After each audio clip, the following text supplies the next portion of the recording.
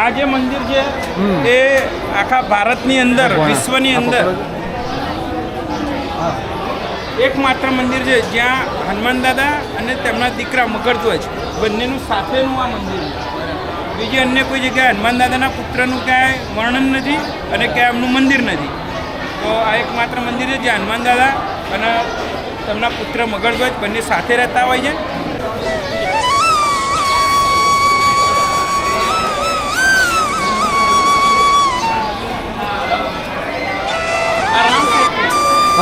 ભગવાન રામે જે સેતુ દ્વારા બનાવ્યો હતો ને બ્રિજ, એ રામ સેતુ છે, પથ્થર જ છે આવ્યો. હા, અને સેતુ જે બનાવ્યો હતો જે પથ્થરથી, એ પથ્થરનું નિર્માણ અહીંયા એક નાના સંકલ્પના સ્વરૂપે અહીંયા લેવામાં આવ્યું છે અને એના તરફ મૂકવામાં આવ્યું છે. રામનું નામ નથી. જય શ્રી રામ. જય શ્રી રામ. આ જે મંદિર છે એ આખા ભારતની અંદર વિશ્વની અંદર એકમાત્ર મંદિર છે જ્યાં હનુમાન દાદા અને તેમના દીકરા મકરધ્વજ બંનેનું સાથેનું આ મંદિર છે. બીજી અન્ય કોઈ જગ્યાએ હનુમાન દાદાના પુત્રનું ક્યાંય વર્ણન નથી અને ક્યાંય એમનું મંદિર નથી. તો આ એકમાત્ર મંદિર છે જ્યાં હનુમાન દાદા અને તેમના પુત્ર મકરધ્વજ બંને સાથે રહેતા હોય છે. બીજું મંદિરની અંદર આપણે જોઈશું તો એક મૂર્તિ છે, એક મૂર્તિ નીચી છે.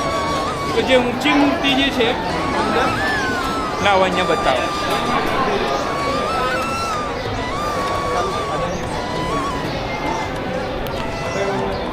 એક આ મૂર્તિ ઊંચી મૂર્તિ છે, એક સાઈડમાંથી તમે જોશો તો નીચી મૂર્તિ છે.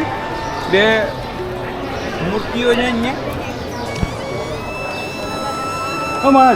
તો જે ઊંચી મૂર્તિ છે, જે નીચી મૂર્તિ છે એ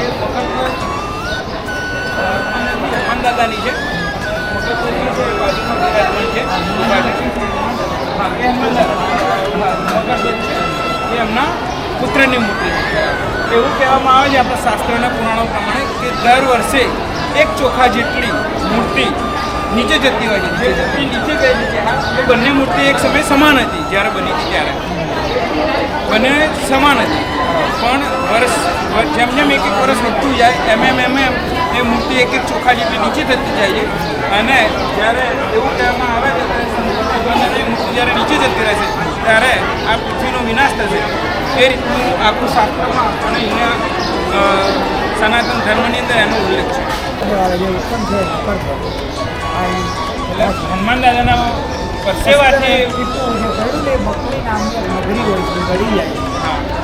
એના દ્વારા જે ઉત્પન્ન થયો અસુરી સેનામાં હતા, પોતાને ખબર નથી. હિરાવણ મેળા પછી એને અવરોધ થયા, યુદ્ધ થયું અને પછી આ ભગવાનની લીલા છે.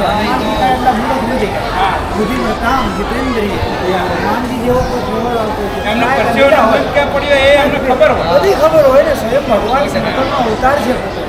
આ એક લીલા હોય. પિક્ચર કેમ બનાવે મારી નાખ્યું લીલા હોય. જય બજરંગબલી બોલો. જય શ્રી રામ. હનુમાનજી વાળા હારે ચાલુ છે. જય બજરંગબલી.